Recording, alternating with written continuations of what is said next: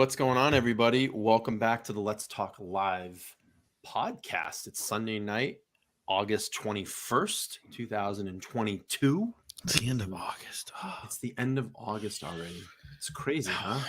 Dude, Yeah, time flies. Time freaking flies, man. We got the main man Primo in the house at the YouTube him at Executive Automotive Society. If you haven't gone over, you can go over and please subscribe to his channel as it has amazing car content on there.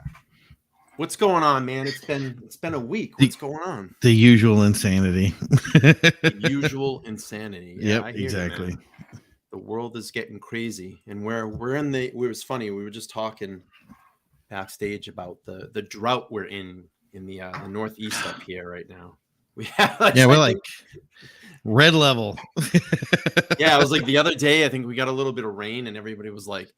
I actually had friends like texting me like, "Oh my God, it's raining!" Like they were happy that it was raining, and it's funny because in the morning I go to the gym and all that stuff, and then I have an area around my house that's an old golf course. It's kind of a walking area for the town now, city actually, and there's a pond there, and it's literally there's no water in the pond anymore. It's just really, and there's like a little space of water, and I'm sure every fish is just congregated and fighting for space in that little area. It's like, geez, man, I'm gonna go back there and everything's gonna be dried up and all the fish are gonna be dead. So all right, let me get to some of these chats here before we get into the main topic. Quicker than drawings in the house. Hey, what's going on, man? The OG Laura's in the house. I hope he's not in pain. Yeah, I know. Maybe stubbed his toe. Right. Daniel Freeman's in the house says, "What's up? It's been a minute since I've been on the live stream. How are you both doing?" I'm doing fantastic. Excellent. So I didn't want to talk to you about this backstage. Okay.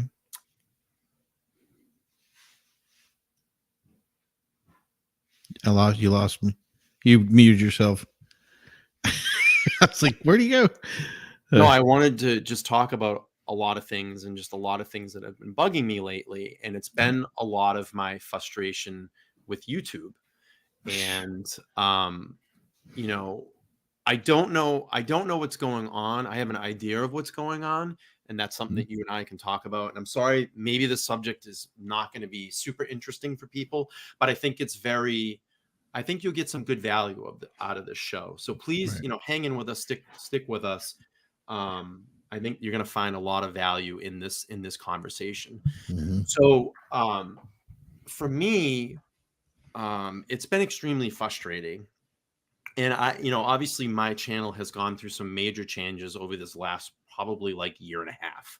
Right. And, it started as it was a car channel originally. I was just doing stuff with my BMW, producing videos, wasn't really getting any traction.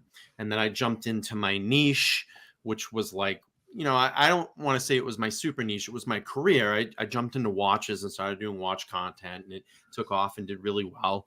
And then I wanted to kind of separate myself and do more of like a podcast style type of channel. And that's been a little frustrating because to book guests, as you and I know, have been a complete fucking nightmare. But the people that have come on the show have brought a lot of value to what we've done here. Kind of jumped on the Timepiece Gentleman thing for a little while. That got hot for us. Try getting Anthony over here on the show, and that kind of all fell apart. And honestly, at this point, I just don't give a shit about it anymore because to me, it's been so played out, and I'm kind of done and over all of that. So I'm in this weird kind of predictable, precarious place now in my channel. I enjoy doing the Sunday live show. I enjoy spending time with you. I enjoy spending time with all of the people that watch us here in the chat. But YouTube has, made it incredibly frustrating for what they're doing to, I would say, more of the small time YouTube channels. Right. It's funny. I watch a lot of channels that say, improve your videos and just keep producing content. And then I look at their subscribers and they have 925,000 or 825,000. Yeah, you can say that. And it's easier for you if your views go down, you have 925,000 people that are subscribed to your channel. Right. Someone like me, I have 1,500. I'm trying to figure out my content. So what I did was I did some experimenting over the last couple of days, and I was kind of throwing some things to you the last few days, and I was experimenting. So what I did is I went back and took, and I'll get to the chats in a minute. Just hang with me for a second, guys. I want to kind of get this out and then get Primo's perspective on this. So I did some experimenting with YouTube Shorts, and that has been a big thing lately. And as we're finding out more and hearing a lot more, is that YouTube is in this big competition with TikTok right now. Yeah. And the thing that's extremely frustrating about it is long form content. Someone like myself that maybe hasn't been in the game 7 to 10 years and had their channel kind of cemented and formulated. You look at someone, and I'll use an example because I love his channel, is like the Stradman. Okay. I think he's like 3 million subscribers. He really started to hit his stride in like 2014, 2015. And now, he has this mega channel. He's been around in the game now at least a good 7 years, 8 years. Okay. So, long form content, as far as him, it's going to get pushed. People are going to watch that. For someone like me, that's a smaller channel, if I put a video out and I'm putting, and I used to make a lot of videos, and it would take me 8 hours to do an 8-minute video because I'm shooting, I'm writing a script, I'm shooting, I'm putting music in the background, I'm cutting my own video, I'm doing my thumbnail, and then I put it out and I put it into the algorithm ether, and I get 15 views. Right. So it's frustrating. It's very frustrating. And I feel like the smaller channels now are getting stifled, that if they're not on this YouTube Shorts train. So getting back to my original conversation, what I did was, over the last 3 or 4 days, I experimented. I did a reaction video. It was only a 3-minute reaction video. And then I did a 30-second shorts clip, of the same material. Right. And I literally dropped them at exactly the same time. Guess how many views my long form video got? I'm going to say 30 to 100. 30 to 100. Guess how many my shorts video got? And this is in a 30-minute period. 30 minutes, 1,000. 3,000. On the shorts. Man, I was going to guess 3,000 too. Damn it. 3,000 on the shorts video and 30 on the long form content. Yep. And another thing that YouTube is not doing. So a tenth of it. Yeah. Another thing that YouTube is not doing is they're not pushing live streaming. No, not that. Yeah. Right. Huge problem. Yep. So this is, I'm in this kind of weird spot, Right. like I want a live stream. I want an audience to come to my live stream. And I appreciate everybody that comes over and watches these live streams, Right. but I'm not growing. This channel's not growing. In 3 days of just shooting out 4 shorts, how many subscribers I gained? 4. No, Okay. 30. Oh, 30. Okay. 30. Nice. You know how many I've gained maybe That's in the actually last good 3 for- weeks of streaming and putting long form content out? What? 0. Yeah. Okay. So I inverted the two numbers. So as a YouTuber and you have your channel, Mhm. I'd love to hear your input on this. No, with mine. So I have my, because I do long form content. I do long form reviews. I do short form videos, and I do shorts as well as posts and other stuff. So with the long form video stuff, I can get anywhere from 100 to 300 on the YouTube platform. Get a lot more every place else, but with YouTube, Twitch is another one where it's like you'll be lucky if you don't stream 24/7 on Twitch. It's almost like don't bother. Yeah. But yeah, if I put a video on up for live, 100, 300 views. If I do one for a long form video and I do it as a premiere or something like that, I can get up 500 to 1,000. And if I do something as a short, 6,000 to 90,000 is my going slider bar right now. That's like, and oh, by the way, that's the same. So for Instagram, it's almost the same way. If I post up a picture, I'll get maybe 6 people that view it. But I can get 10,000 people that'll view a short. That's a short. In other words, if I do a short, because Instagram and Facebook are working, they're in bed together. So, and I find that very interesting too, because they try to share them too with Facebook. And so everybody's in that little trim level of trying to push content. And what's worse is I'll go into my feed every day because I have the different shows and different things that I want to watch.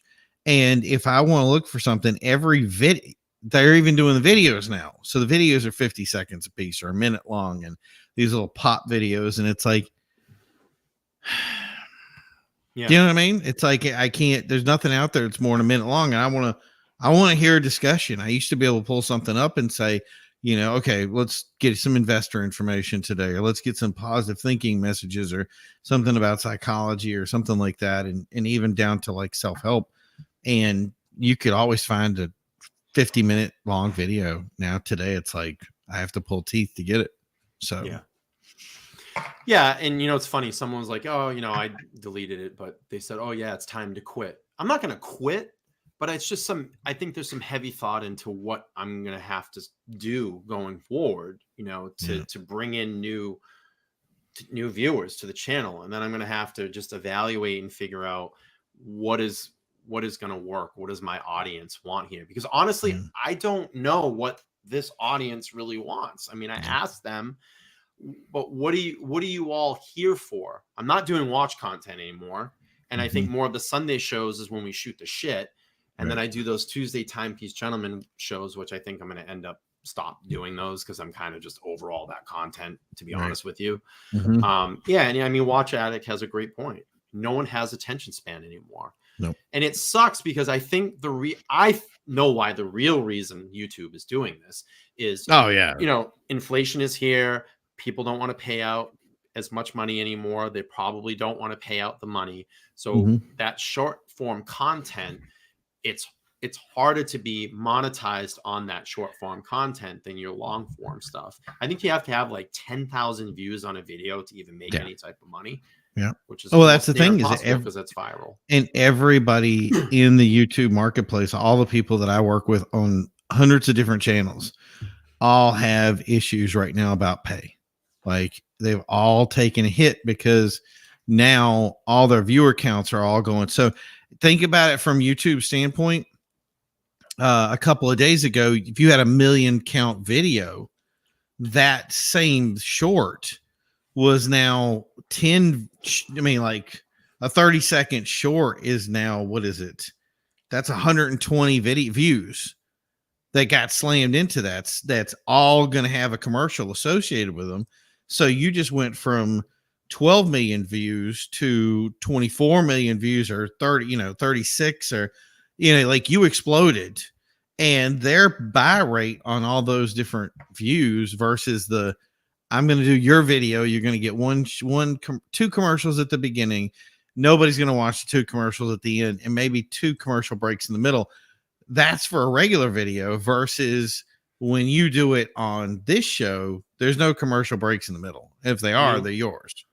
So look at this. So even YouTube says experimental, looking good. Your channel's views are up 229% as you published more videos than before. It's not videos, it's shorts. Shorts, yep. And then in that one day, it's 6,400 views.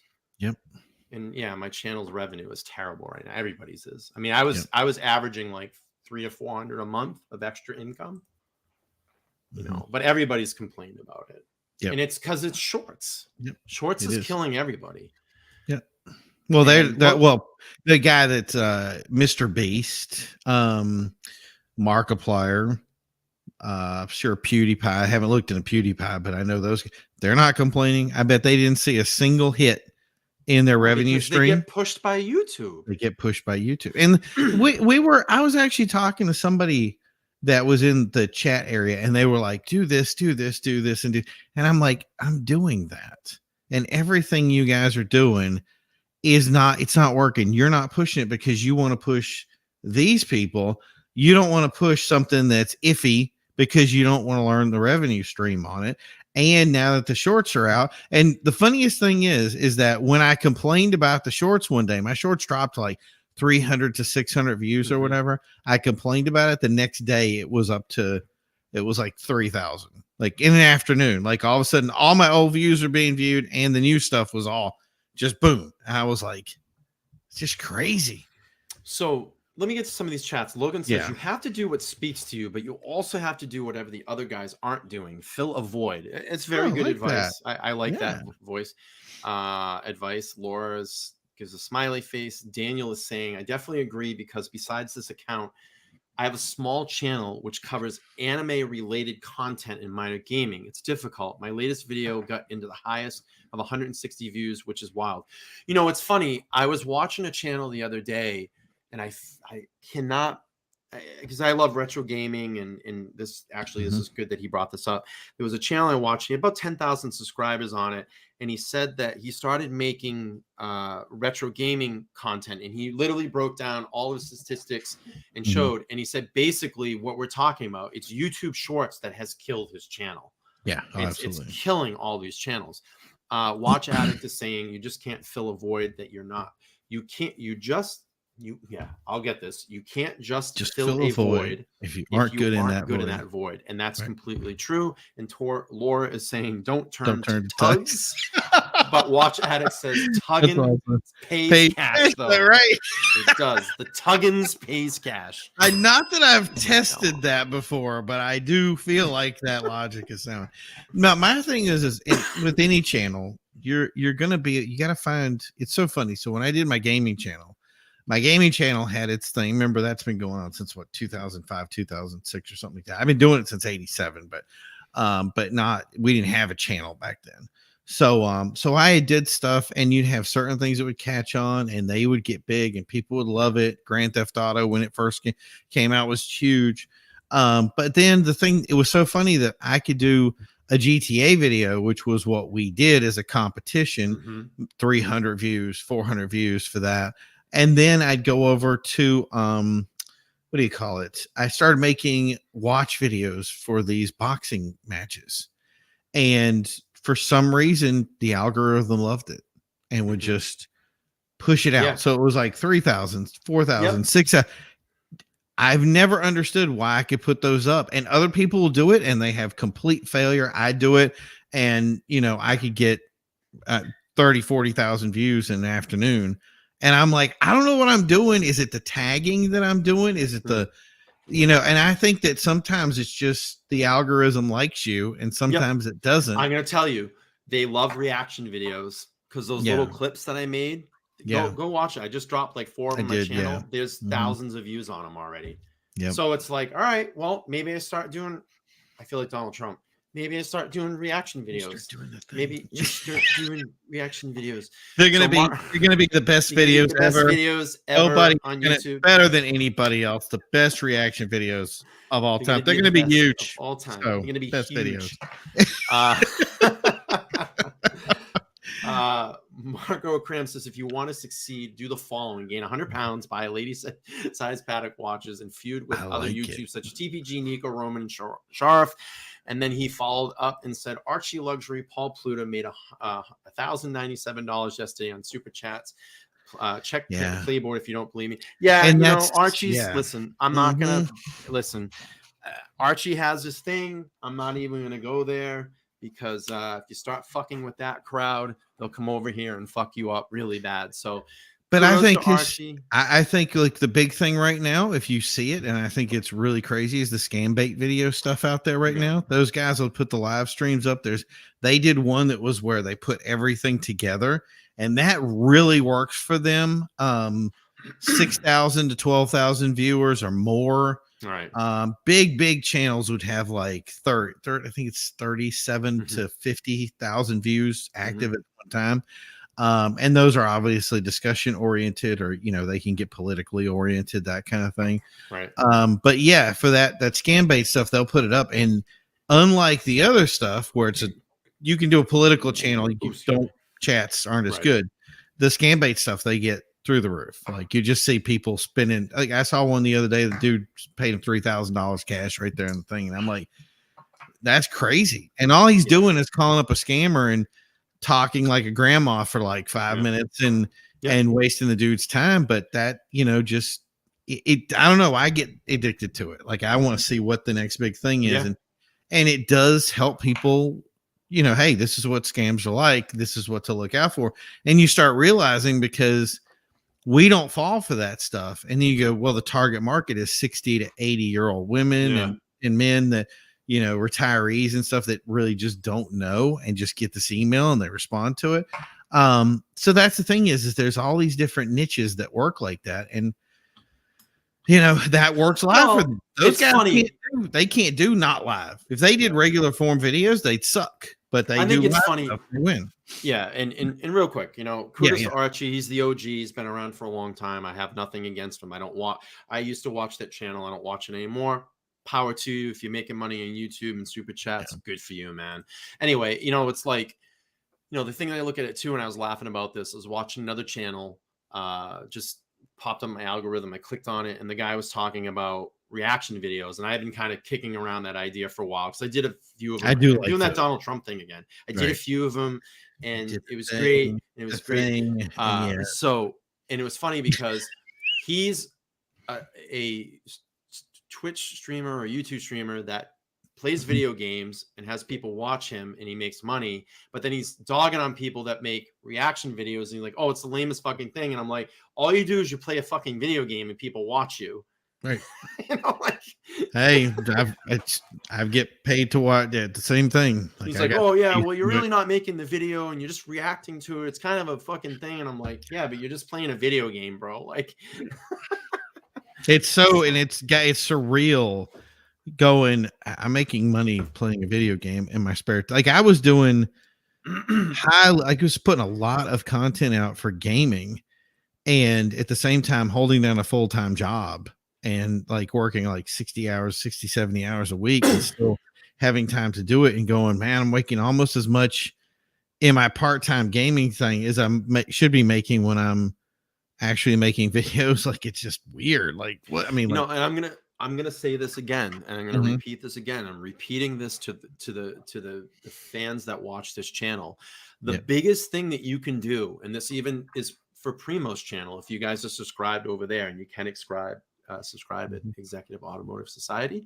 I'm gonna throw up that banner real quick right there. But the biggest thing that you guys can do to help us is that when we drop a video, if we put time into that video, invest that video, we pop a live stream or whatever, the best thing that you can do, if you can, and it's applicable in the time that you have free time, is engage in that. Give it a vote, leave it a comment, anything, because that helps push our content out into the algorithm. And another thing that I need too is that when I ask a question, what is the content that you guys are looking for? Let me know. If there's something that I'm not doing, or something you want to see more, or maybe a segment that you guys thought was funny, or something you want us to talk about more, you got to let us know. And that's why, doing these live streams and giving the interaction back, that you guys can chat here in the chat and drop a comment, because that helps. So anyway, the other thing right now with the algorithm too is to share stuff. So if you want to put share, I think that's the weirdest thing ever, but like clicking share and sharing that information out to someplace is huge. And I don't know why, but it's just, that's, but I'm going to let people know, like, flat up, there are going to be some changes on the channel. Definitely the content's going to change a little bit. I think we'll continue to do the Sunday shows. I even thought about maybe shutting those down for a while, but I don't know. I gotta revamp and rethink. I'm gonna really peel back into my analytics and look at what videos really worked on my channel, and start gearing, more towards that content. And I'll come up with something. I don't know. I always do. I always figure something out. But it was funny. And I had a friend of mine like, oh, why don't you, TikTok is doing really well. Why don't you jump on there and you can help promote your YouTube and get people over. And I thought, like, at first it was a really great idea, until I saw this video the other day, and I'm actually going to pull it up. And I don't know if you guys use TikTok in your personal lives, or have come across TikTok, or actually what it's about and what it's doing. But I found this segment pretty crazy. This was on Joe Rogan's show the other day, and he actually reads the terms of service of TikTok. Yes. So I don't know if you've seen this, but let's go through this. Let's No, play through it. Yeah, It is I need to hear this fucking stuff. wild. It's Yep. fucking wild. Check this Oh out. my God. I read TikTok's terms of service. I went down a TikTok rabbit hole yesterday. Yeah, it's good. I stayed home, smoked a little weed, and I started reading up on TikTok. Yeah. Oh, I'm going to give you this because this is so crazy. Is it good or bad? Bad. It's so what are you saying? It's a bad place to be? Listen to this. This is Yeah. TikTok's privacy policy. All right. It said, we collect certain information about the device you use to access the platform, such as your IP address, user region. This is really crazy. User agent, mobile carrier, time zone settings, identifiers for advertising purpose, model of your device, the device system, network type, device IDs, your screen resolution and operating system, app and file names and types. So all your apps and all your file names, all the things you have filed away on your phone, they have access to that. File names and types, keystroke patterns or rhythms. So they're monitoring your keystrokes, which means they know every fucking thing you type. Wow. Battery state, audio settings, and connected audio devices where you log in from multiple devices. We will be able that right there. Wait. Wait. Yep. It monitors it when you give that app on your phone access to your phone. It can monitor where you log on to any other device. And I believe he's going to say this next. I guarantee you he's going to say this next. It will have the ability to look in your computer if you are logging on somewhere. If it's connected to the network. I'm going to guarantee you he says that next. The craziest thing is I've actually done it. I've actually done a thing where I had a person that hacked into somebody's Instagram, and I sent them a picture that they were like, oh yeah, we want to look at this or something. And I sent them the information. They clicked on it.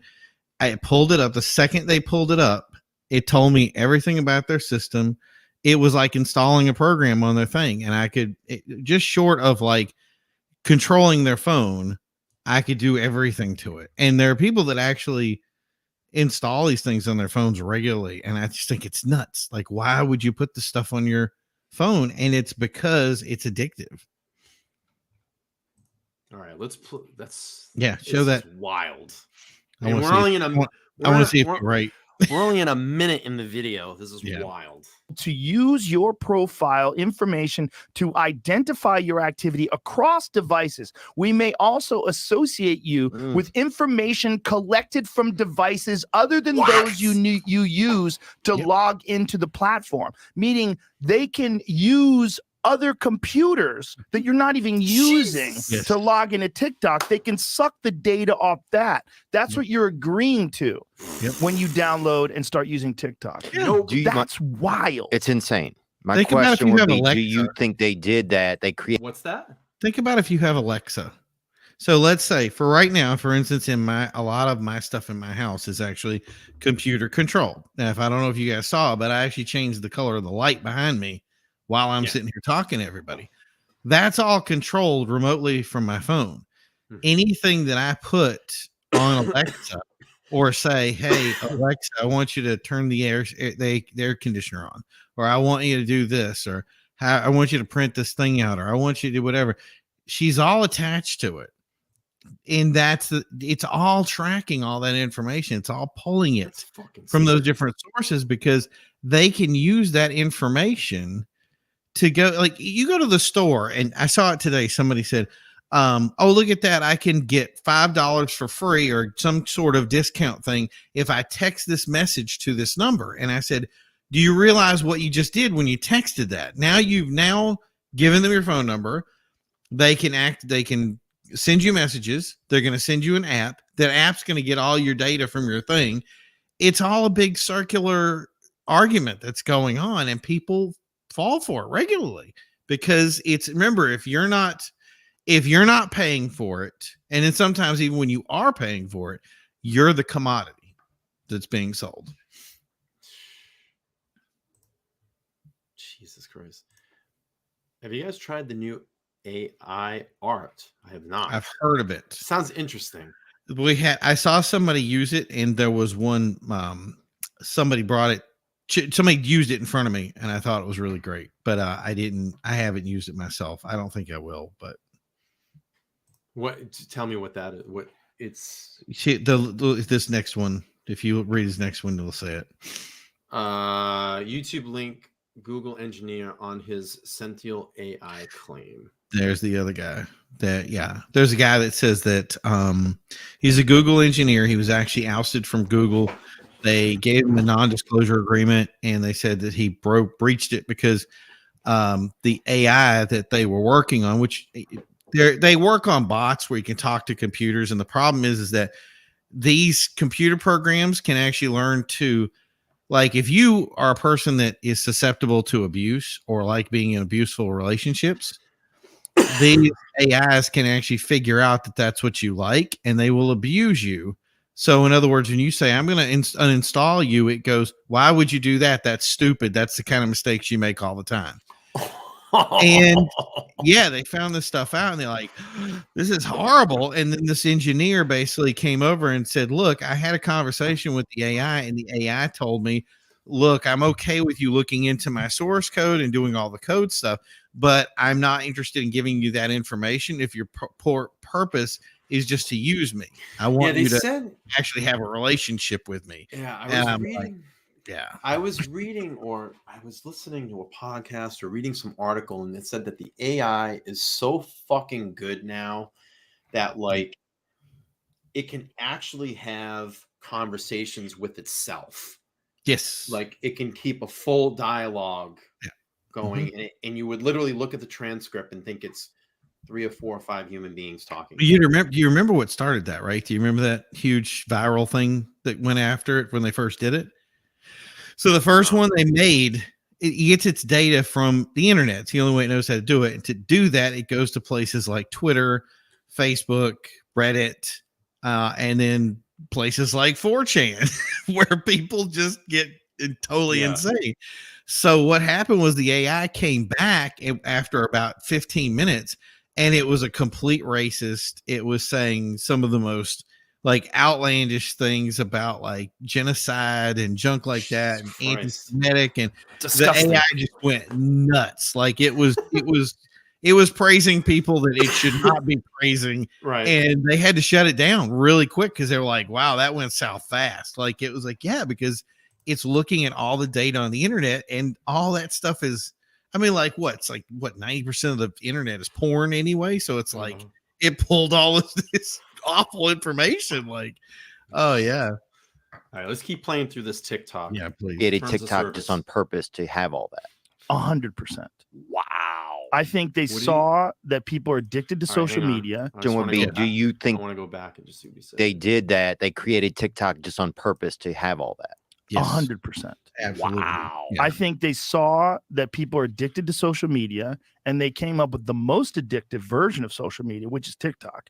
It's the most addictive by far. It's the best for sucking people in. My kids are fucking hook, line, and sinkered on that shit. And I know a lot of other people are hook, line, and sinker to grown people. It's good. It's good. And it starts playing things immediately. The moment you turn it on, it's like playing you a new thing, playing you that. You're like, and you just suck into it. And all the while, it's monitoring your keystrokes. What's that?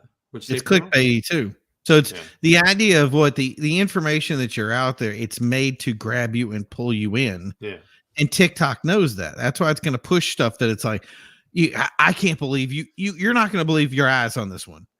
All that stuff is made so that you're looking at it and you don't even remember why you clicked on it in the first place. I'm so glad that I never downloaded that app on my phone and got into that. But let's keep playing through here. Yeah. Your audio settings. Well, by audio settings, that means it has access to your microphone. That means it's listening to you right. Just tell me how it ends, now. Man. It ends with China having all of your data. Yeah. And if they develop, if they get all the data, then currency, what? Then what? Digital currency. Because if they look, what's going on in China? I don't know if you've seen this, but they pulled tanks in front of banks to stop people from fucking rioting because they just took all their money. Did you see all that? Yeah. All the house issues. Yeah. Oh my God. They have shut down people's accounts, and they're doing a social credit score system in China, and they have digital currency. Video of tanks shows Chinese military exercise, not bank barricade. Yeah, according to China in the AP. But if you see what's going on over there with the digital currency, what they have is the ability to tell you can't buy gas. Like, hey, Theo, we don't like the way you're living your life, so you're not going to be able to buy a plane ticket. Right. China's a dump, man. And then you get a commercial. Yep.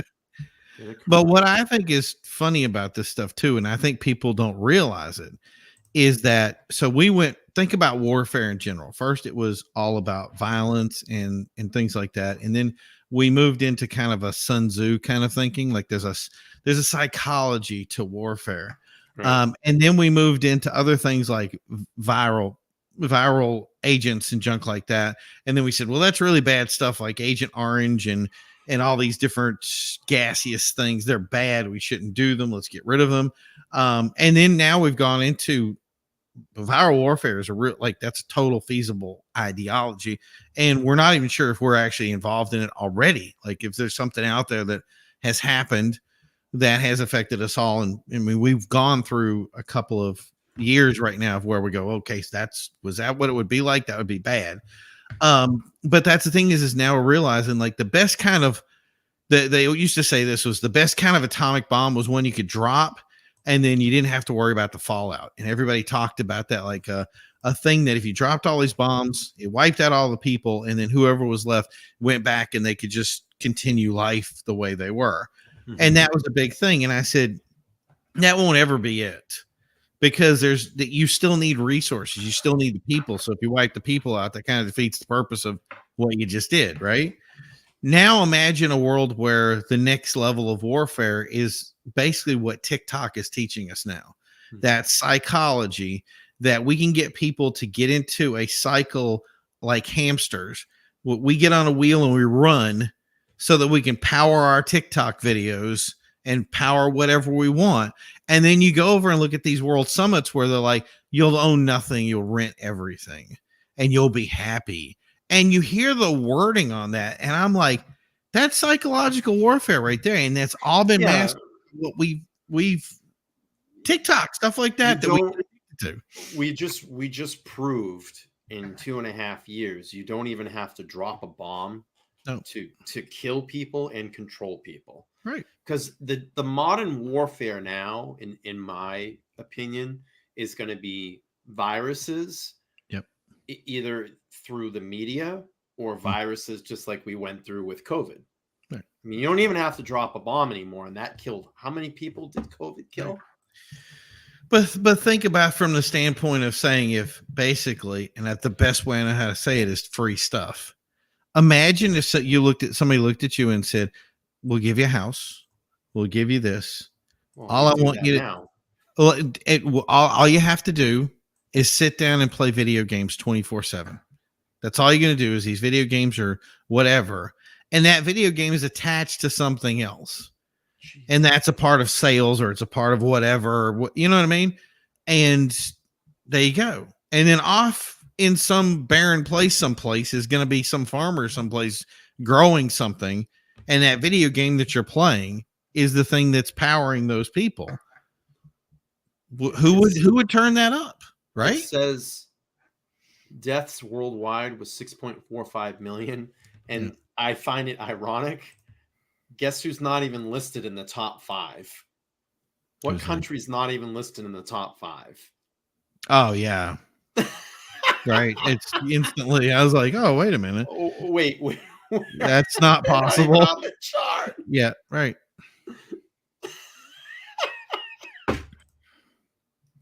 But yeah, where are they? Right. They're not there. I bet you they're fucking last. Yeah. Let's go to the bar. Can you do it by alphabetical order? Like, because did I see it? I thought I saw it. Oh no, did I pull it? Yeah, hit location. Can you hit the location top left? See if that's gonna. Yeah, see how it says pit. No, not that one. Wait. No, take that off. Now location. See where it says the word location? Click on that. There you go. And now we're in alphabetical order. Yeah. China, right there. I saw it. Right. Oh, mainland. 5,226. Wait, that's cases. Yes. Cases. Yes. And they're only saying 5,000 people died? Right. Mainland China. I love how they use that wording because they split it up. You gotta be fucking kidding me. Yep. They're saying they only had 5,000 deaths over there. Yeah. Remember the war today and the actual war that we have today is a war on information. That's been the war that we've been involved in for the last probably as long as most of us have been alive, and we don't realize it. It's just become more evident since like 2016, 2018. So, jeez, man. Yep. All right, let's Rogan. This. Yeah, let's pedal through this Rogan. I mean, there's cool people, and I like some of the food, but I think it just some of the food. I don't know. I don't like the way they're doing it all. Any military exercise they're doing when they're putting tanks in front of a bank is intimidation at the very least. Do you think the people there even know what freedom is anymore? Or you think they're just so brainwashed? They've never had freedom like now. I want to be on Rogan's show. I mean, they weren't even capitalist for a long time, right? It was a communist country, and then they realized, you know what, dude, you fucking have made it. If you're on Rogan's show, like you're a fucking top fucking person in this world. If you I'm going to say it too, which I think is funny. Somebody had asked about because it was the guy that did the bookings for Rogan. I forgot the dude's name, and the guy we were talking like, hey, how do you get on Rogan? Right? The guy asked. I didn't even like think about it, and the guy says it's easy. Rogan's got to ask for you. Yeah, and he doesn't care if you're huge per se. You just got to be able to be the right person for it. Like he's had a lot of guests on that just you talk to him and you're like, you know what I mean? So that's the thing is I think that I don't think it's as hard to get on Rogan as you think, but you definitely have to bring something to the table to be on Rogan. So that's the trick. In order to compete, we got to loosen this up a little bit and let some people get greedy, make a shitload of money. And that's what they did. They kind of have a hybrid of capitalism and communism. Because in the old days, it was like the government would tell you what you do. Okay. The government would tell you what you get paid. All right. And you just did what you had to do. You did what you were told. What they do now is I thought that was pretty funny because originally, because we're a capitalist nation, we were very excited about that. We were like, bring in the capitalism and look at this. All these other countries are learning from us. And what did they do? They took capitalism and turned it into social in their own model. Yep. Yeah. So now, but they didn't give anybody anything new. They didn't give them freedom that everybody thought about. They just, here you go. They just kept control. Right. They allow people to get extraordinarily wealthy. So some people, they develop industries, they develop businesses, and they work in conjunction with the government. Like every business that exists in China, say it's a tech business. You are an arm of the government. You're not independent from the government. Like that was the concern with Huawei. Like when it's funny. It's starting to sound like a country that we live in, huh? Well, it's starting. No, I don't like our country. No, I don't think we're anywhere near what they think the problem is. What they're doing is the socialist model, which is the same model that they used you know what I mean? Like that whole system and they say, this is what I get about these systems. They say you own something. That's really the trick is over here, you own something, you actually own it, you pay tax on it. But over there, there's a different mindset about you don't actually own it, even though they say you do. Somebody else has control. So, and there's usually 20, 30 hands that are actually in front of you before you actually get to own it. See, in America, if you sell a product, there's 2 or 3 things that happen, and then it gets to the consumer. Over there, you're 30 people in. That's one of the big things that happened with China is that they were giving out these loans for houses, continuing to build houses and making these different areas, and then selling people the loans on the houses before the houses were built. Now the houses aren't being built. And they're saying, hey, where's our house? And it's not even getting built because they're having the problems that they're having. now you got huge issues. You know what I mean? Yeah. So They were trying to, when they banned Huawei phones from being distributed in America. Do you know about all that? I don't think so. It's not the gas station. It's No, like that's Wawa, right? Is it? you're talking about flip phones. It's a H. No, they have super complex Okay. smartphones like Yeah. Huawei. It starts Huawei. with an H. it's in like Huawei had some amazing phones. Oh, And Huawei. Okay. Yeah, with an H. Okay. And they had amazing phones that they Yeah. were using. Like they had like 100 megapixel digital cameras before anybody did. Yep. Really like high end phones. Yeah. But they also had network devices that were stealing data. Fancy. Yeah. Well, they were stealing. They were using them as spy devices. Okay. You know, like all this shit that I was reading about TikTok. Well, they have a similar situation with like their routers. So that's spying. So they're spying 100%, basically. 100%. But what do they do once they have all this information? Like, Make what's the file. end goal to having it all? Make a file. Control. Oh, As yeah. FBI found Huawei equipment in Midwest could disrupt nuclear communications. CNN. And that is from yesterday. I'm going to send you this, Jamie. I'm going to send you some new thing. Hold on a second. Dang. Because this is really crazy. This is some shit that they found out where the FBI director starts talking about. I'll send you this, Jamie. Hold on a second. The FBI director was talking about how bad the Chinese spying is Mhm. on Americans, Mm-hmm. and he said it's bigger than every other country combined. yeah, absolutely. Why do they want to spy on us though? Because what? Because we are what? Stealing intellectual kidding? property, stealing all your data, stealing How credit wouldn't card numbers, stealing It's spying where on you're you. going, tracking them you, if you're criticizing the Chinese government, Yes, like, absolutely. whatever the fuck your control. So say one day they could would it be possible then if they take all this information that they could just like commandeer, like say like a business's website, For right? sure. Like Yes. Nike. For sure. And Listen, so let's then listen to this guy talk. Okay. Listen to this guy talk. Go full screen. Yeah, sure. Go full screen and then give me some volume. Biggest threat we face as a country from a counterintelligence perspective is from the People's Republic of China, and Yep. especially the Chinese Communist Party. No country presents a broader, more severe threat to our ideas, our innovation, our economic security than China. I have to note right now, but that's a pretty fucking badass podcast setup. It's just a fucking Yeah. huge table. I love that with the fucking big screen right there. It's I so gotta show you. badass. See, I gotta show you mine. Like I have that stuff. I just like, yeah.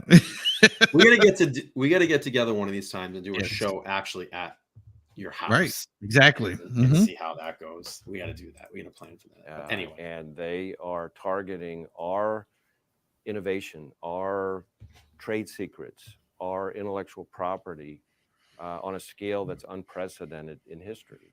They have a bigger hacking program than that of every other major nation combined.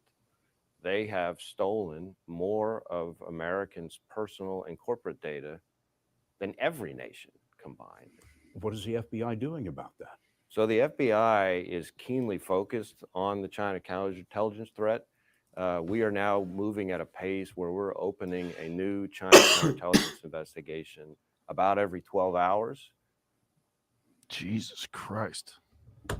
Every 12 hours. So, like, say one day you could go to a website, right, to buy something, Mhm. okay? Yeah. And China has the information of the website. It has your information. Mm-hmm. And they could wonder if they could like put their own website over it. So you actually just buy it and they send it to you from China and they make the money and that company never even gets there. They already do that. Do that. The scammers do that every day right now. So let's say you go, and this is the thing. I'm not asking people to do this, but if you put a Google search in, you remember that you can pay for the Google search bar to be a store ad at the top. Now, most people don't even bother looking at it. So if you Google Amazon, for instance, the first link is not actually Amazon. It's an advertisement from Amazon. Well, what's happening is, especially in other countries where they can get that area at the top, these scammers will buy it and say, okay, we put something out that says there's something wrong with your Roku channel, your Roku thing, or your YouTube or whatever. And they buy that first advertisement link and the person clicks on that link. And the link is actually a setup to say your computer has been hacked. or you owe something in money, or there's something in your thing, give this number a call and it'll get fixed. And one is even where they like, for instance, you want to set up Roku and they say, go to this link, roku.com or whatever. You go to that Roku link and the first advertisement link is actually the scammer. You go to it, you call the scammer on the phone. They charge you to set up the Roku, and you never even knew that they were the bad guys. And then they just constantly, they'll set up an account so they can constantly access your computer or milk your credit card or do whatever. That stuff's already happening and people are using it. So that you're already knee deep in that. Do you want to answer this one, or do you want me to answer it? Why does it's constantly going? What do you mean we're going to war? When did we go to war? Did I miss something? Well, we had 4 years of no war, and that was I don't remember previous administration. We Right. didn't go to war once, but Right. it's funny. We had a new president. Mm-hmm. And we have a new president now, and then in 90 days we're already back to war. So constantly go to war. I don't think we constantly go to war. Right. I think that we aid in situations that need help for Right. people to not go in and have their fucking country leveled. There's some wars that I believe that we should not have been involved in, but it basically comes down to politics and money. Something that, really the citizens of this country, I have no control over that. I'm not the government. I don't agree with war. I don't agree with sending our own people over to fight foreign wars. I think it's a lot of bullshit. But if someone doesn't do it and get in and try to create some balance, I think Quick Draw's comment, the next one. Yeah. Why is the rest of the world always trying to go to war with the U.S.?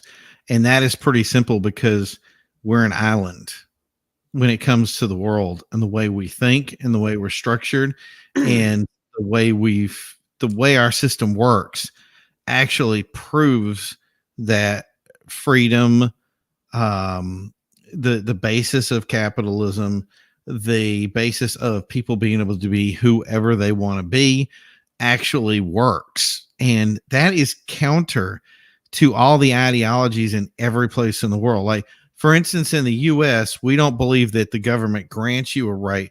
We believe that the right was yours to begin with, and we're simply recognizing that right, which has caused us a lot of problems and a lot of fights, and that's okay. But in other areas, every place else that I know of, they believe that right was given to the government, and if they don't like that because they want you to be safe, they take it away. The perfect example, like in Canada recently, they just said, you know what, we don't like the idea of you having ARs. We're going to take ARs. We don't like you having handguns. We're going to take handguns and shotguns. Now they're like, hey, you know what, knives seem really dangerous. Let's take the knives away. Like, where does it end? You know what I mean? In the US, to be able to take a right away, you have to really prove that right is something that can be, or that you can even take it because somebody has an existing right. And that's cool. Now, does it always work that way on paper? No, there's people all the time that think the wrong way and do what they want. But the prevailing ideology is, we tolerate a government. We don't want a government per se. So we question it. And that's something that, like I said, and not a lot of other places do. So. So Quicker Than Drawing saying, Camper, read the book by Peter Zion, Actual Superpower. I think it could be I got that. Yeah, I'll get that. Quicker. I got an easy book for you. Animal Farm. Done. There you go. That's and I think it's funny that people argue about books in school. And I was asking kids about that, and I was like, do you know a book called Animal Farm? That was a big book for us when we were going through school, and they've never heard of it. And I'm like, that's an eye-opening little book that you don't realize until later in life was actually based on what really happened. You know, the Biden administration, we pulled out and left troops there. Yeah. And a lot of people got killed. you don't believe me, just go up and you can read the article. Well, actually, no, Google will hide it. Mm-hmm. But us finally pulling out of Iraq, which was a bad, Right. Afghanistan, I'm sorry, which was a completely Right. bad idea. And a lot of people got killed. Mm-hmm. And by the way, I have to salute Quicker Than Drawing. He is a U.S. veteran. So thank you for serving this country, sir. And I appreciate you. And this channel appreciates you. And this panel appreciates you. But I think quicker to add to that, government's role has really never been to protect our rights per se. We are responsible for our own rights. We are responsible to fight that fight ourselves. And that's something that we do that other places don't do, is we actually get involved in that fight. The government's job it never ends that way. In other words, if you give somebody power escalates. It doesn't ever, they don't give it away. So the thing is, there's that Reagan did that big speech one time. That's one of my favorites. And he goes, it's never, losing freedom is always just one generation away. So you have to constantly fight for it, and you constantly have to remind people that it exists and why we fight for it. And it's easy to forget. It's easy to say, you know what, we're going to get rid of all the assault weapons because it's just easier and it makes us safer. When in reality, safety and comfort do not exist. It's not a concept the human condition is we just keep dodging. Our whole life is trying to dodge pain. And the idea is and sometimes we actually have to learn to live with it versus, you know what I mean, to actually go full bore with it. I see you pulled that up and I got totally distracted. Ari, thank you so much for the $2 Yeah, good one. super chat. I appreciate that. Says Brian, hope you're doing well. Hope you're doing well, my friend. Yeah. Did you read his other post? That was a cool one too. You love a warm blanket of government oversight.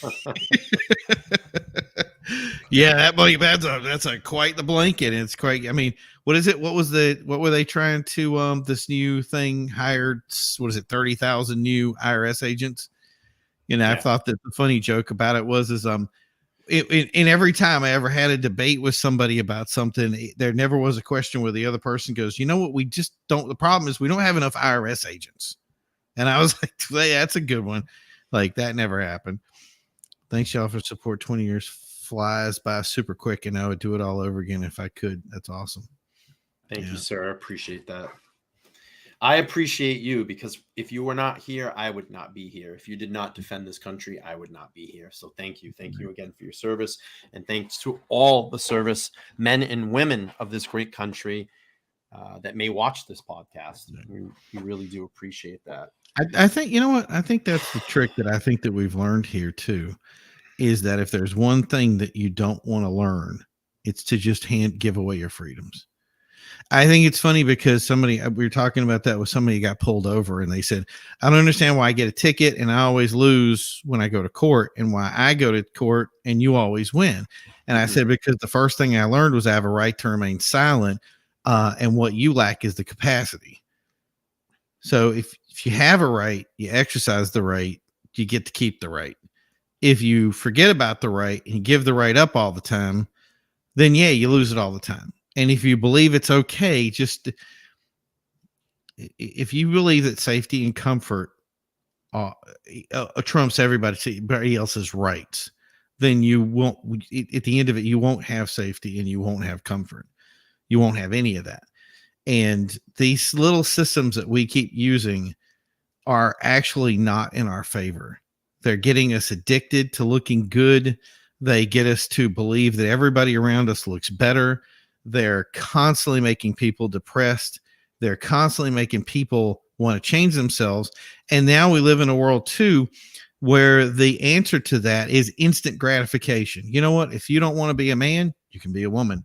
And it's very like, boom, here you go. If you feel that way, you know what? If that thing over there is what you feel, you go get it. And that's okay. Now, do I think that there are people that rule applies to every little thing in life? No, there's certain things that I think that hey, if you're hungry and you're starving, yeah, I think that instant gratification might be a thing that you're really looking for. But I think that with the biggest thing that destroys us in our lives is when we get what we want. If we got everything we wanted without ever any kind of understanding of what that power is, if a lot of people out there, if I handed them $100,000, they'd be broke in an afternoon. They'd spend it all the wrong way. They would never learn how to invest. Notice it. I think it was, somebody said it was like 80 or 90% of the people that win the lottery that were broke before the lottery were broke afterwards. And people that were rich win the lottery could literally give it away and still be rich 20 days down the road.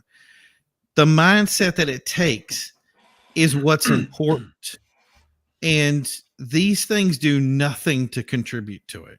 The only thing they do is take away, and you get this yes person mentality. Hey, yeah, you feel that way. That's the way I feel too. That must be the answer. And the reality is that there's 20 different people with 20 different answers. You never tested any of it, but you got that instant hit. You know what? Do you want ice cream, Brian? Here, have some ice cream. Oh, you want some more ice cream? Have some more ice cream. Now I'm fat and dying. Like, now what? What do I do?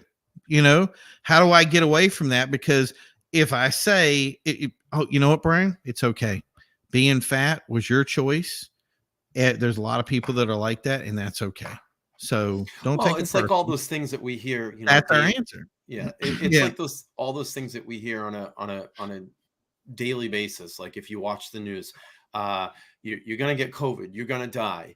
The world is so racist, and everybody around you is racist, and the United States is the most racist country in the world. And I'm sorry, like I don't see that in my circle, and I have a pretty diverse circle of people that I hang out with and talk to, and even people from different cultures and races even look at me and say, I really don't feel this thing that they talk about on the TV every day, or the world's gonna burn up. Climate fucking change is gonna kill all of us. We're all gonna burn to death. But look at what happened. It's that thing of being told this way, the finger pointing at you. You're gonna die. You're gonna this. That you are this, that, this, that. It's like it's like training a goldfish. If you put him through the maze and you have a piece of food, he's eventually going to keep finding his way to the food, or a mouse, or whatever. It's just there's a lot of that going on, and this goes back to the original. The original opening of the segment. I don't think that you even need a bomb anymore to kill anybody. Psychologically, you can do it by a virus. You're going to see a lot more. You're going to see a lot less bombs dropped now. Yeah, it's the concept of what you just said was if I can say something enough, people will look over and say, every time the earth is too hot, it's suddenly global warming. It's always environmental. And I think it's funny that nobody ever looked over and said, well, we had a really good day. And you know what? The weather was perfect. Or, you know what? This was a lot better than it was 5 or 10 years ago. Nobody looked over and said, well, I'm glad the climate change is happening. Like, it doesn't happen in the good times. It only happens in the negative. The times that things don't work in your favor, suddenly there has to be a problem for it. There has to be a solution. And we as humans should go out and fix it. When in reality, 9 times out of 10, if we go out and try to fix it, we mess it up. Look at all the times that we've gone in and tried to fix stuff. And that goes back to the thing about what's Sun Turtle saying, we always go to war. Yeah, there's a lot of times we went out and tried to fix stuff. Look at every place out there that went out there and tried to fix it. And what did we fix? We didn't change anything. We didn't do a lot of the stuff we wanted to. And then there are times that we have done stuff that, we thought about it. We went through the process. We didn't agree with what we did, but you know what? We did it. It worked. It's okay. But like, for instance, I think it was Gaddafi or whatever. Like when we helped the stuff that we put in to create freedom for those people, they attached to it. They killed their leader. Now they're in total chaos. Now they don't have a bad leader. Now they don't have any leader. And then the world falls apart. And you're like, great. Now these other organizations have taken over and gotten into this vacuum. It really is the idea of this personal responsibility that the people need to have. That mindset has to be with the people. It can't be with the leadership. And I think that's huge. You know what I mean? And we constantly are inundated with stuff that's trying to change how we think. So, yeah, if you want to read RG that. says, Brian, the real racism and inequality is out there. We need to be vigilant. However, many people want to feel that they've been slighted, then absolve themselves of responsibility for their actions. Right. It's you know what, Ari, I want to say something like this. It's so much easier. So let's say you're a college student and you're going through all these problems, and you're a teenager and going into college or be this other stuff. You're inundated by all these problems in your life. You don't know what things are going to happen. You may not be responsible for them.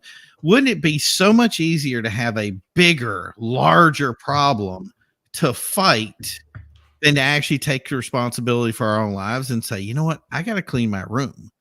No, I don't have to clean my room. There's a bigger problem out there that I can fight, that I can change and do all this other stuff. And my room can just be messy because it's secondary. And when that person puts down all their stuff, the time that they get better is the time they drop all those problems and they look in the mirror and they say, you know what? I really need to fix me first. What if I have some kind of, you know what? It's okay I've done it. What if I have some mental issue that's going on that's ruining every relationship that I've ever had?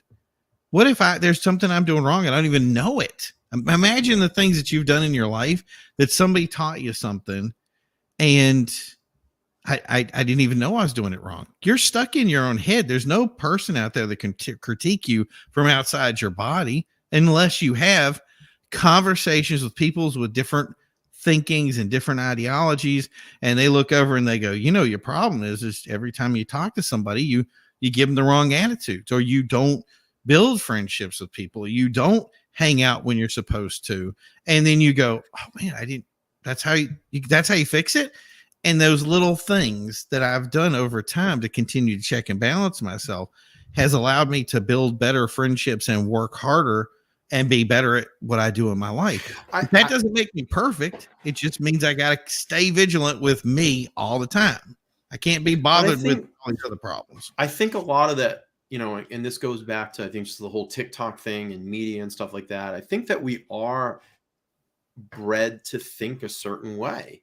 Yeah. You know, like to be stereotypical and look at someone and say, well, I can't talk to them because, you know, you start sizing someone, you know, there was a lot of people in this world that size people up right away. Well, he's white, he's black, he's red, he's this, he's that, you know, he's Asian, he's, but why do we do that?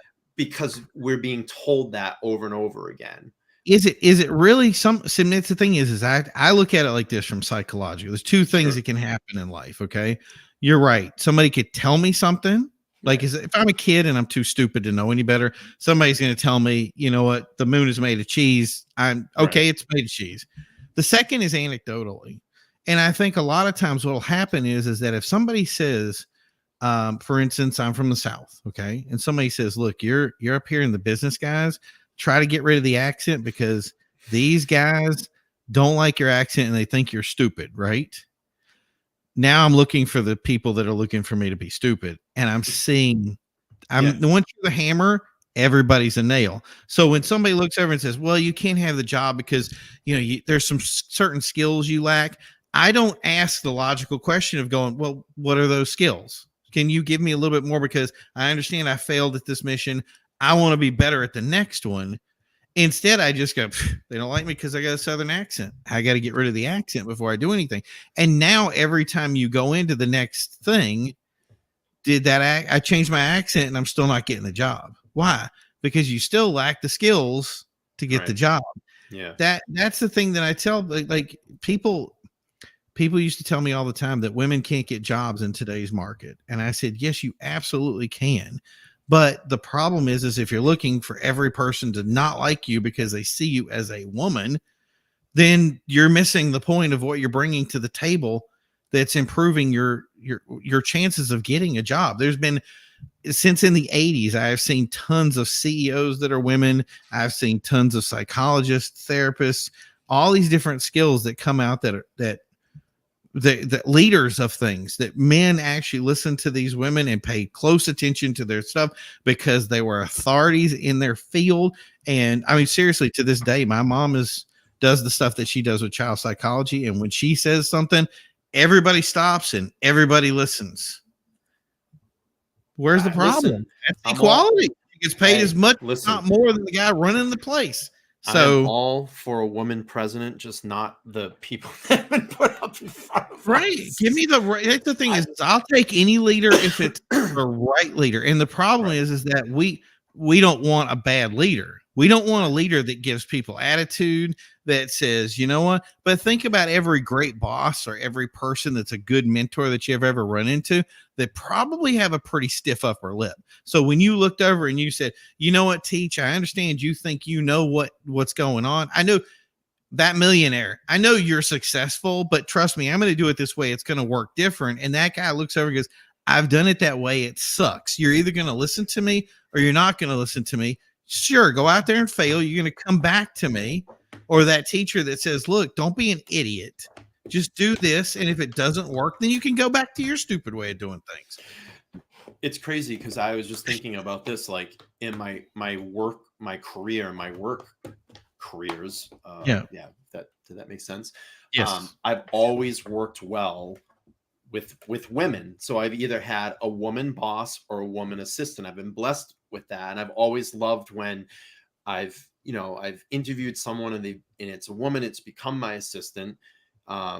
Because I always love that dynamic of a male and female. I think it would just be weird if you had a dynamic of just two guys or two women. I always love that balance of, okay, here's a male's view perspective on this. Now I want to hear your view. This, and let's see what we can do here. And I think it's just always been a very cohesive relationship in that sense in my work career. And it's always worked really well. And I always love hearing the woman's perspective of like, if we do this or we make this type of move, what do you think? But you know what I find funny? What are the guys that always fail? That really will 100% fail no matter what? It's a guy that can't listen to his wife. Literally. Like, I'm seriously, go back and find the dude that won't listen to any input. Now, even there are guys out there that are real rude, right? And you're like, oh, that guy can't, right?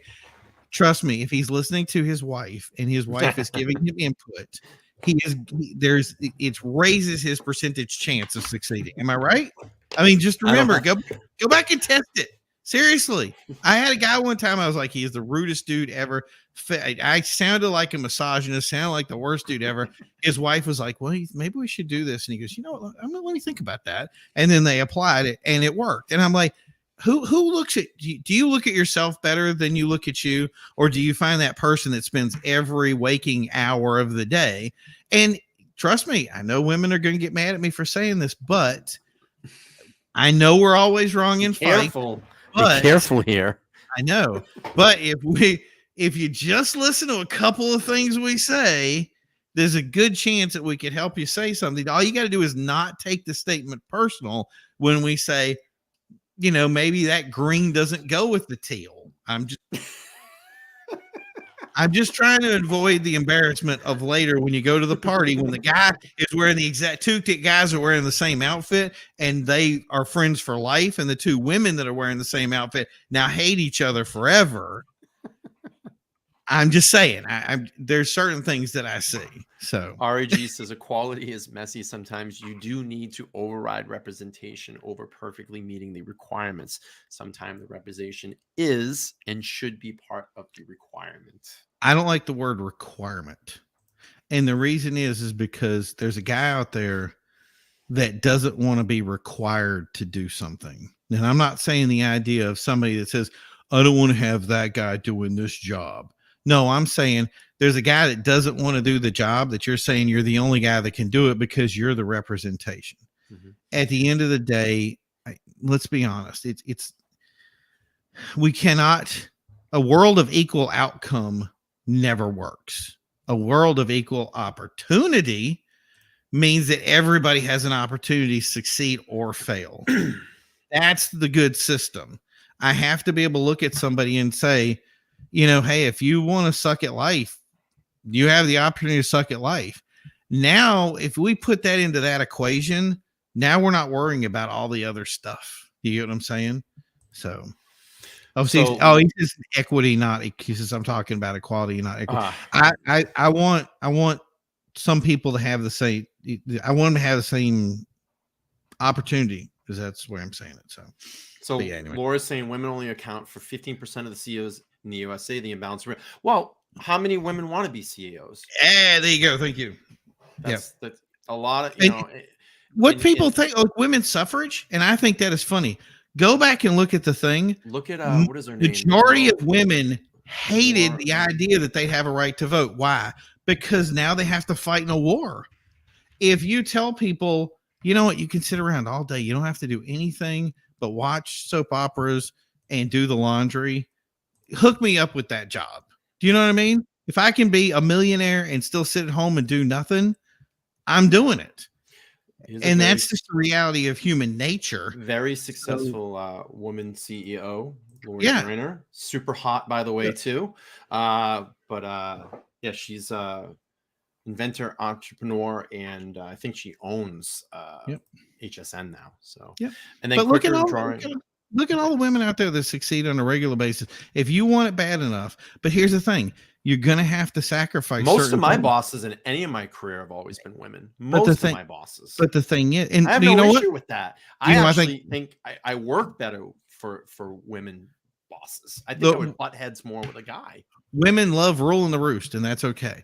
But the thing is if you want to run a business and you want to run something huge, are you okay with the idea of saying I got to work 80 hours a week? That means sometimes I can't see my kids, sometimes I can't do some other stuff. There are certain choices you have to make, and there's sometimes women just don't want to make those choices, and that's, you know, it is what it is. Don't have to agree with it, but look it up. Quicker says performance is always and should be the standard. Otherwise, favoritism and bias creeps in there. Again, people are gone. People, unless you play safety interlocks where needed. And we went through all of this. And then Laura says, what a ridiculous stereotype of women, primo. It's And I okay. don't know. He's asking about healthcare. I have Should healthcare. there be so, healthcare? Everybody and, has healthcare. Oh, Laura's a little mad at you. What bullshit. Yeah, she can be mad at me. I mean, I guess the only way that we've I don't remember what there's stereotype I threw up, but yeah. if there's a study out there of the imbalancement of women and CEOs, or how many women wanted to be CEOs or weren't sure, I would love to see the study. I've just never heard of anything like that. I don't know. Right. I don't know. I think that I don't have the data in front of me, so I can't really make it. Everybody has a chance to be a leader, but to be a leader, you have to prove the position. In other words, okay, so if you want to be, I always said this to somebody, if you want me to listen to your opinion, it's pretty easy. You have to prove that your opinion is worth listening to. That's it. I mean, if you've done it and you've done, I got it. You want me to listen to you? It's easy. What do you want me to listen to?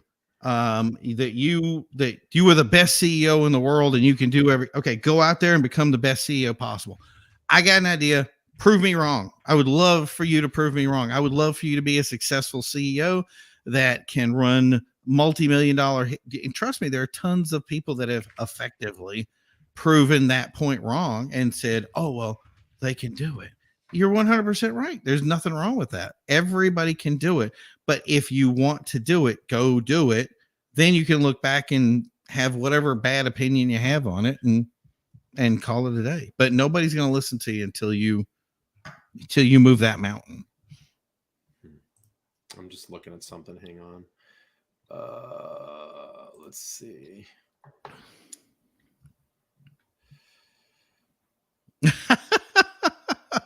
I missed something. I love the one at the bottom. I'm almost on board with that. Yes, that's it right there. I pray I am like so close to going, how do we sign up for that? Because that would be amazing. Bro. Like, people would go fucking batshit. Oh man. I can live without electric. Like, I don't care. Like, there was a time that I actually would enjoy it, because then people couldn't call me on my phone anymore. So my thing is there was a time when we had an opportunity. Yes, there was an opportunity we had built a log cabin on some of our land in the middle of nowhere. And I love it. And I got to say, like, I am definitely not that. I'm not the guy that wants to live in the woods kind of thing or in that area. Yeah. But I'm telling you, it was real tempting to just be like, you know what? Nobody comes out to bother you. You go do your hunting and everything, and that's life. So real quick, let me just pause this. I just want to come back around because it's nice to see some of the OGs on here. Yeah. Ted's an OG, SLC watch collector. What's up, man? How are you? It's really nice to see Ari hanging out this evening. Quicker than Draw hanging out this evening. Yeah. These are like my old OGs that used to come over and hang out on the channel. And it's really, really nice to see these guys in the chat. I know we don't talk much watch talk anymore, but we just kind of hang out on Sunday nights and just shoot the shit here and just talk about different things. And it's always a fun time. We just do this out of fun. And we just, it's like couple people just hang. I don't want to say a couple of guys because we do have women that watch us. So it's just a group of people that kind of hang out and just shoot the shit. So, but it's nice. It's nice to see all these guys here. So watches will still work, right? Yeah, man. Yeah. I mean, we don't need electricity for them. Right. Dude, did you hear about that solar watch? Like, what's the deal with that? Solar watch? Those Yeah, have been there was around for a long time. I never even heard of it. Like, I'm like, really? That's a thing? Yeah. That's how disconnected you are from watch. I'm like, I'm telling you, I'm all cars. Like, No, that it's just so technology's weird. been around forever. Like, is there a cool watch out there that's I don't know. That reaction right there tells me why I don't know. I don't know. Because I'm like, well, it's not cool. Okay, cool. That's probably why I didn't know. Let's see. Maybe somebody. There you go. Ari. Look at the last statement from Ari. In the end times, my solar G-Shock will work. Right. That's right. Solar G-Shocks. So when what is it? The electromagnetic pulse hits. Does the solar G still work? How do we prove that? Like, I'm interested. in that. Thanks, Shaw. I appreciate that. This is the best. I think it was stream. Yes. In a long time. Yep. So what channel, I'd love to, because some of the OGs are here. What are you guys watching now? What channels are you guys watching? Who's out there? I mean, I've been so disconnected from the watch world since I left. And I don't really stream much with any of the guys anymore that I used to stream with. But who's the hot channel out there right now? Are you guys consuming as much YouTube as you was? He's big into fashion, guys. So what's that? You're big into fashion now. So yeah, I've joined the fashion world again. Yep. I've gotten into sneakers, as you guys can see. That's gotten fucking crazy. Just dude, Laura, you know what? That's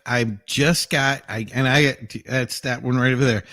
So we had a solar panel. It won't work on my house because my house is positioned the wrong way. So the sun comes up in the wrong direction. So it gets nothing. No matter where I move, I've been wanting solar since like 92 when it had like a 1% efficiency rating. We did all that. It never works. I finally get the house I want and I'm positioned the wrong way. But then we bought a house for my mom and we already had the solar stuff plugged up. And the solar panel broke like literally like a week in. And I'm like, so we got, is it the electric Tacoma? Uh-huh. So whatever that is, that's all pre-ordered. Okay. We have the new solar panels that we're working on to put on the house. You're going electric, man. And whatever the big battery thing is. No, I've been dying to get that battery. That's been killing me. So by the way, I forgot to call out Logan Hall too. He's an OG. He's back over here watching. Everybody's, I guess, watching Tim Wright. What's going on? Tim Wright, really? Channel. And then Duco said, not much of any watch content. Too busy. Does anybody have any new watches they want to announce? Anybody pick up anything new lately? There was something that, dude, you guys can say whatever. I've been following the Roger Dubuis stuff, and I'm an addict. It's not a bad watch. I know my friend bought one. As long as you don't say it's a Hublot, you're not following Hublot. You're okay. No, I got mad at them. They did something for Ferrari a while back, and I literally if they were my friends list, they would have gotten unfriended. It was that bad a watch. I was like, somebody brought one over, and I'm like, my kid wouldn't have made this watch. It was so bad. But yeah, Roger Dubuis did the one for the Countach, and then they did the one for the STO. And then they did this big unveiling. So they unveiled the car and they unveiled the watch at the same time. And that watch was, it just the right size, the right feel, the right weight.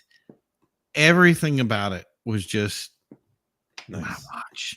And yeah, you gotta look. I wasn't a big fan of the Excalibur, I think, setup they had, or the round table they did. It looked cool, but it just wasn't, But the stuff they did with Lambo, perfect.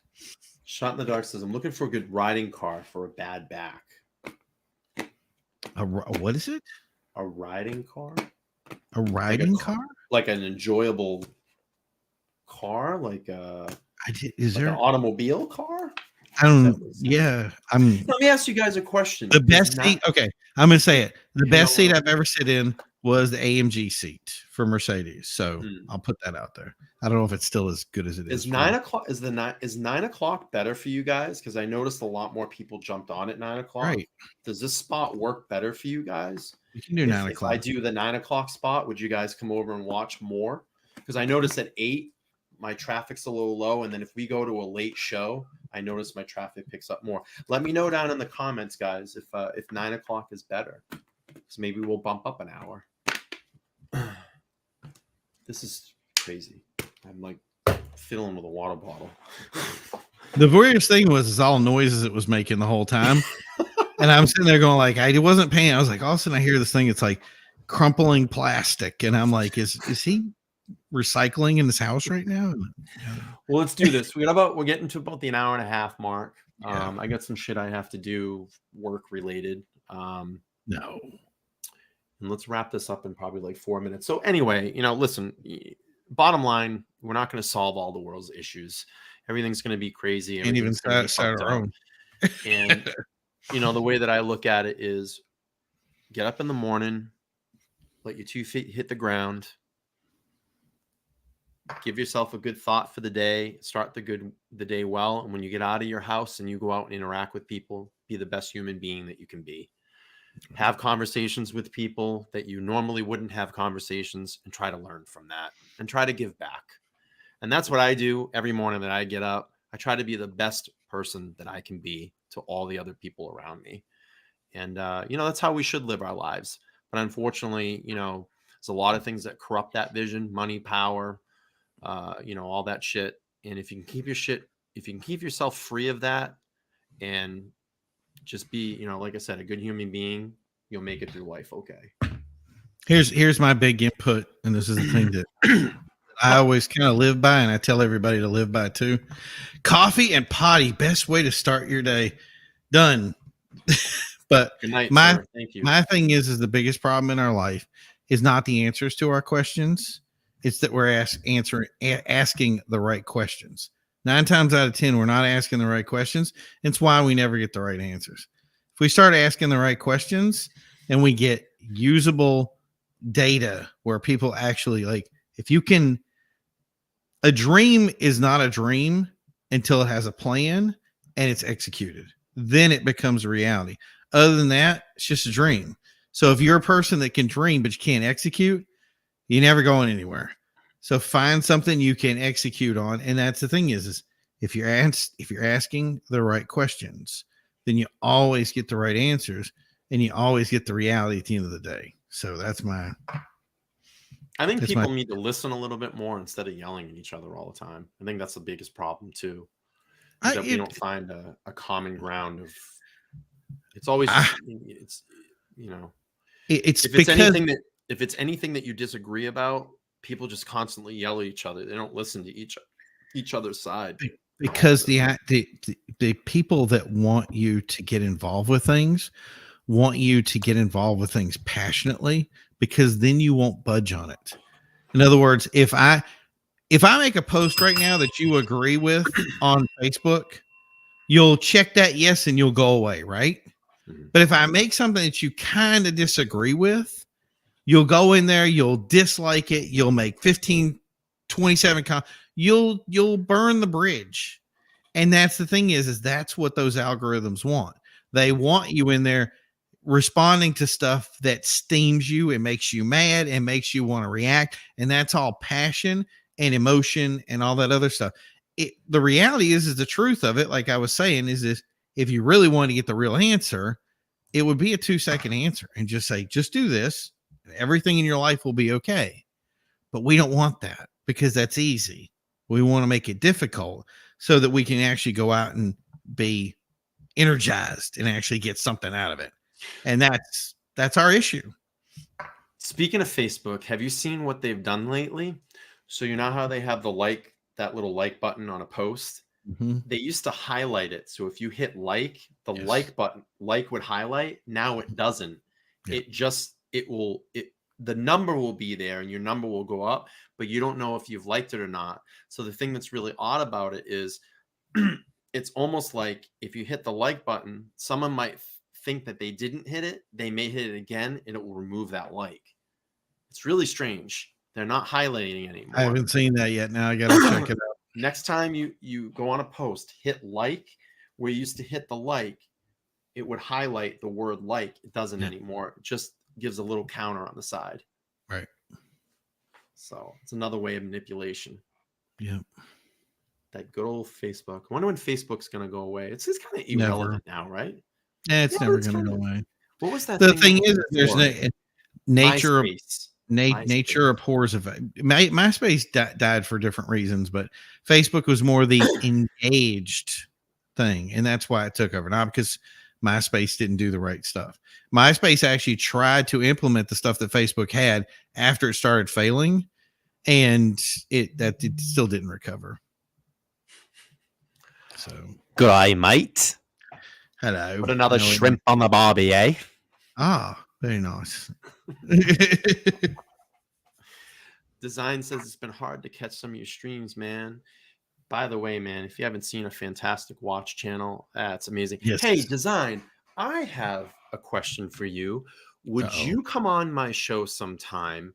Because Yeah. I've seen you do the live drawings. I would love for you to come on and show some of your art live where you just draw. Please and thank you. As we're kind of doing a show, I'd love for you to do that.